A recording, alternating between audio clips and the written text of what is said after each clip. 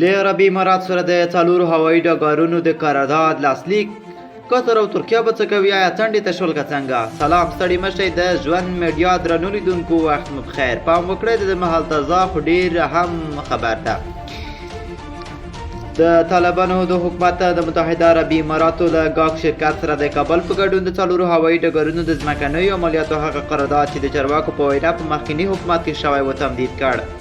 په داسې حال کې ده چې د قطر او ترکیې هم هڅه کوله چې د افغانستان د 5 نړیوالو هوایي ډګرونو د فعاله ساتلو لپاره د طالبانو له حکومت سره یوې موافقې ته ورسیږي خو د راپورونو له مخې د هوایي ډګرونو د امنیت ساتنې موضوع یوه عمده خنډ وه ویل کېږي قطر غوښتل چې ځواکونه یې په هوایي ډګرونو کې دې راشي او امنیتي چارې سمبالې کړي خو طالبانو ورسره مخالفت کړی پر دې موضوع نوریاس نوري د سیاسي او اقتصادي چارو له پوهه درخت حافظي سره مرکه کړې او لومړی یې ترې پوښتنه کړې چې آیا له متحده عربي امارات سره دغه قرارداد معنا لري چې قطر او ترکیه نور څنډې ته شوي دي راځئ په دغه مرکه په ګډه سره واورئ او زموږ چینل هم در سره سبسکرایب